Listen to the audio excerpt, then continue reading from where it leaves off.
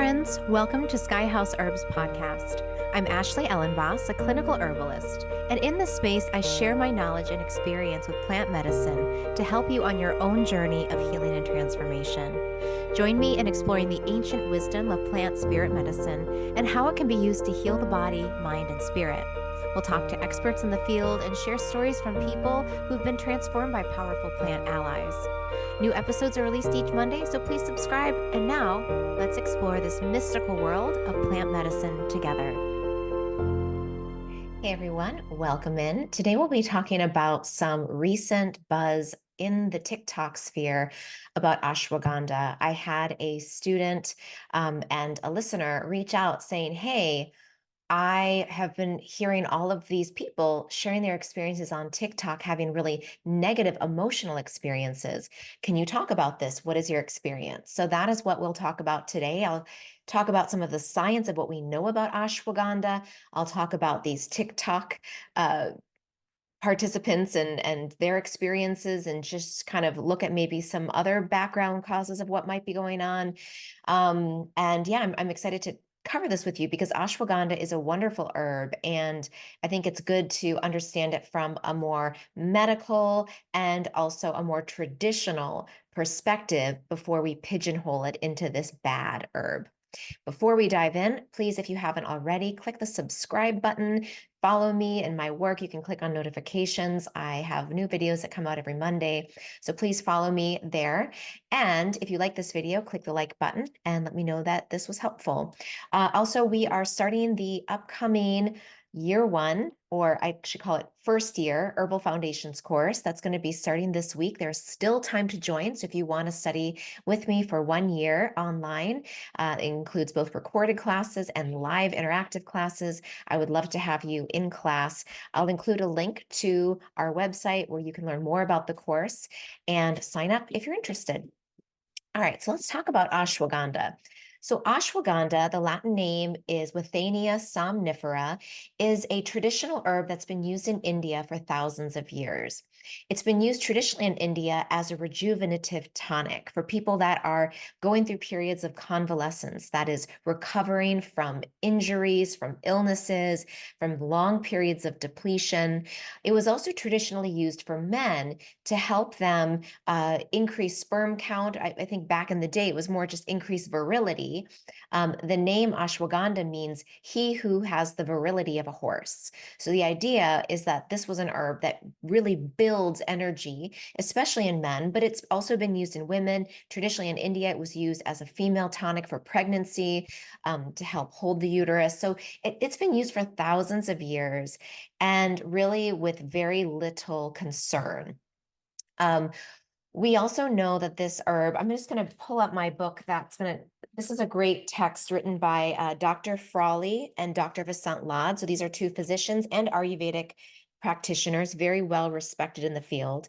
And so they talk about ashwagandha. They talk about it being really good. It's the root that's used. So we want to make sure we're using the right plant part for those of the people out there who are using this. It's considered to be a rejuvenative tonic for the reproductive, nervous, and respiratory systems. And the only precautions is for people that are very stagnant and have severe congestion or high ama.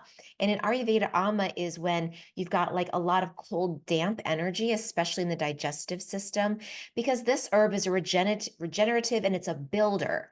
So if you already are very congested, if you're sluggish, and then you're adding an herb that's going to be building on top of it, that can make you sluggish. So that's one of the things that I think about when I hear a lot of the people on TikTok are young men, but there's also women who have been talking about this feeling that they have when they take ashwagandha of having lethargy and feeling like they are dissociated from their body and their emotions, that they can't feel their feelings. They feel numbed out.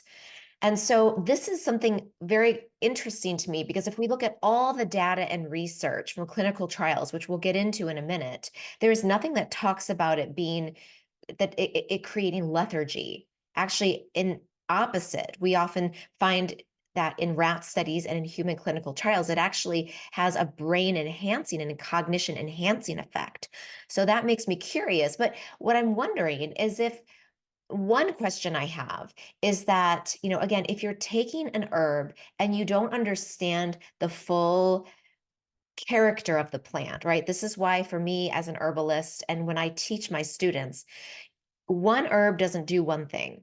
One herb has thousands of chemicals and phytochemicals in it that are going to make different changes and they're going to do different things in different people. So not every herb is good for everybody. And I think whenever we have an herb that gets really trendy for one particular reason, we often have people who don't find that herb to be helpful. One example is valerian. Valerian became very popular about 10, 15 years ago, even, I mean, maybe more than that, but it became the hot sleep herb. The problem is that valerian is very warming. So if you tend to be a warm person and you take valerian, for me personally, I'm hot and it makes me agitated. I can't sleep on valerian. So for people who, what an herbalist would do is they would do an intake. And before they gave an herb, they would figure out, is the person hot, cold, damp, or dry? And is the herb hot, cold, damp, and dry? Because we don't want to push a hot person into more heat, right? So with ashwagandha, one of the things I wonder from a traditional perspective with the people who are having this experience, one thing I notice from a very constitutional perspective is, are these people who maybe are not eating very healthy diets? They have high amounts of stagnation in their system. They have low fire. And as a result, they have more of a cold, depressed, damp system. And I'm wondering if maybe this herb as being a building anabolic herb is actually not going to help them as much. If you tend to have a more depressive tissue state in your body, if you tend to be, because they talk about this one being really good for vata and kapha constitutions, for low vata and kapha, and for pitta, but it is not good for people with excess ama or excess stagnation. So that's one thing we want to think about is, constitutionally, are the people that are having these negative effects people who are already slow, damp, stagnant, and they're adding more, something that's going to slow things down more into their system. Okay. So that's one question I have. Now, if we go to again, the thing that I'm seeing, and I'm just going to screen share an article with you that I pulled up from the webs. So this is BuzzFeed News. Hopefully you can see this here. So TikTokers say ashwagandha makes them feel emotionally blunted. I felt as if I was in a constant state of disassociation, being detached from feeling any form of extreme emotion. And then it goes into all of these stories, Jackson Adams 24.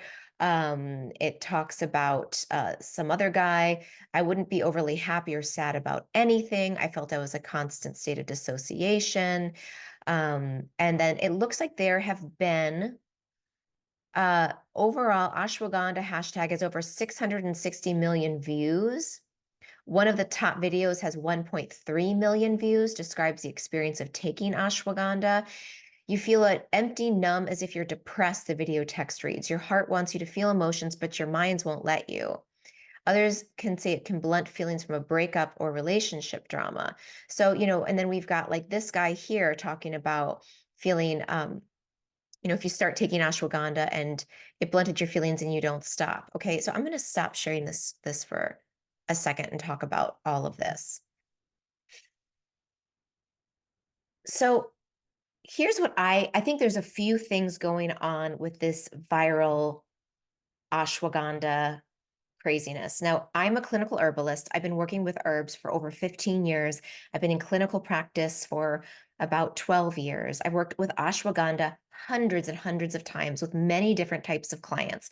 Again, using my own knowledge of the herb and knowledge of traditional uses when I use it or when I recommend it. And I've never had anyone have this particular experience. So I think there's a few things going on. I think one thing that's going on is the power of suggestion, right? Whenever there is a viral craze, a lot of people want to hop on, okay? And there is a power of placebo. And placebo is the idea that there is a power of suggestion. that can cause people to feel or think they feel certain emotions. And you know what? I love placebo and I use placebo because placebo is something that can really help people um, make a leap of faith. If they think something will work, it's more likely it will work. We see this happen time and time again. So if you think something's not going to work, if you hear a bunch of people saying this thing is going to give you this result, people are suggestive. We are suggestive creatures. And so we're going to be more likely to feel that experience. So that's one thing I think might be going on is placebo and power of suggestion. The other thing that I think is going on is that I think the quality of whatever supplements people are using. In one of the videos, this gentleman held up a nature made supplement, which was a gummy. It was an ashwagandha gummy. And I don't recommend any herbs as a gummy because the chances of you getting, number one, a high quality herb, number two, the potency that you need of that herb to have any effect, plus you're getting sugar and a bunch of food coloring and fillers. That's not traditional use. And that is not often going to give you enough of the herb in the form and at the concentration that you need. So I just want to say that number one. Also, there's a lot of herbal supplements that are just low quality. They're old. They've been sitting on a shelf for 10 years, and it's basically dust in a capsule, dust in a gummy. So if you really want to get high quality herbs, you're gonna have to pay more. I don't recommend GNC and Walmart and Target and Kmart for getting your herbs. Those places are not known for having high quality supplements. You need to go to vendors who are practitioners or medicine makers themselves, Ayurvedic companies, right? Like I'll include a link of places that I recommend. I'm not affiliated with them, but I recommend Organic India as a high quality supplier of ashwagandha. Herbalist and Alchemist, they make wonderful high quality tinctures. I recommend Gaia Herbs. I recommend Herb Farm. There's a ton of great New Chapter. There's a ton of great herbal suppliers, but they are not gummies and they are not from Walmart. Okay. And the other thing, I wanted to just bring in some science here because this is a huge textbook. It is called Herbs and Natural Supplements, an evidence-based guide. This is volume 2. This one is the 4th edition from Leslie Braun, Mark Cohen, and a bunch of other researchers. And what they do is they compile all of the data. There's no pretty pictures in here, but there's 6 pictures of data, clinical trials, pharmacology, and science to talk about how the herbs work. And I just want to read to you about ashwagandha. Okay, so the main actions, withania, which is the Latin name, and its several key constituents have been subject to scientific investigation in vitro and in vivo. That means in test tubes and in live animals and humans. While it is important to understand the pharmacological actions of individual components, clinical effects are difficult to predict in these studies, as an ultimate effect of the herbal treatment will result in many intra-herbal interactions, meaning it's not just one compound in the plant that's going to create the effect, but a myriad of chemicals, and they're going to react differently in different people. However, here are the main actions that we have found through science to know about this plant. It is adaptogenic, which means it modulates stress response. This plant has been shown to attenuate the negative effects of chronic stress in rats, including hyperglycemia, glucose intolerance, increase in plasma corticosteroid levels, gastric ulcerations, male sexual dysfunction, cognitive deficits, immunosuppression, and mental depression. So these are all things that have been benefited from the use of ashwagandha. It has been shown to have cognitive enhancement. Potent acetylcholinesterase inhibitory activity with withania may help to explain its traditional use for improving cognition. So we see in most science, in a lot of studies, and we also see in traditional Ayurvedic use, that this actually enhances cognitive function, not decreases or dampens it. It's neuroprotective, antioxidant, immunomodulatory, which means it enhances and modulates immune activity. It's anti-inflammatory, anti-cancer, cardioprotective. It's anxiolytic and antidepressant. So, this is another question I have is what medications are these people on? Because if you're taking an antidepressant medication, a common side effect of many antidepressants is a lack of feeling. And the word actually is, let me just, my little note card fell. Alexithymia, which is the inability to feel emotions or emotional numbness in people. And this can be caused from antidepressants. So the people who are making these TikTok videos, they're not disclosing to us, are they taking antidepressants? Are they taking other medications that might also be responsible for this feeling of numbness? Other things that can cause emotional numbness is anxiety disorders, borderline personality disorders, grief. I mean, if you've lost someone you love or you've had a breakup, that can lead to emotional numbness too. It might not be the herb. And high levels of stress can also lead to emotional numbness. And so traditionally, withania or ashwagandha would be an herb that would help with that. So maybe these people are not taking the correct dosage or enough. If you're taking one gummy, that's 250 milligrams of maybe a low dose or low potency ashwagandha extract.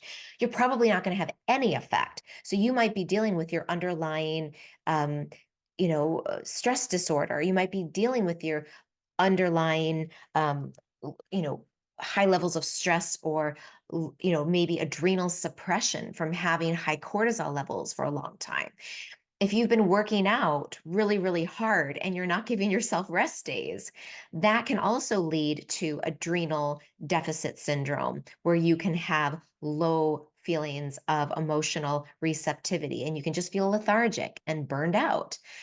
So there's a lot that I think is happening in people that they're maybe not even aware of that could be leading to this phenomena. And then they see one video goes viral about one person feeling this, and they go, oh, well, I took ashwagandha.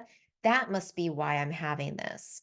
So again, I, as an herbalist, as an advocate for the plants and an advocate for plant science and an advocate for traditional use, strongly believe that we have to be very, very careful. And I don't discount that these people are having experiences. Of course, I believe that they're having this experience, but to say it's because they're taking an herb and they're not disclosing their full health history, I think is a real disservice that they're doing to themselves, that they're doing as an educational, a lot of these people are trying to educate others and trying to share their experiences. And by not fully disclosing everything that's going on and being really self-aware and reflective, I really think it can cause more harm than good, not only to themselves, but also to other people and to the use of herbal medicine and to plants like ashwagandha. So that's my perspective, and take it or leave it. I'd love to hear your feedback, your thoughts, if you've had experiences like this with ashwagandha. And if you have, tell me what company herbs were you using? How much were you taking? And for how long were you taking it? Because all of those are important when we're trying to assess what's going on with an herb. So thank you for your listening. And if you have any questions, any feedback, please let me know. Again, you can learn more about my upcoming course. You can learn more about my work at skyhouseherbs.com. Thank you all.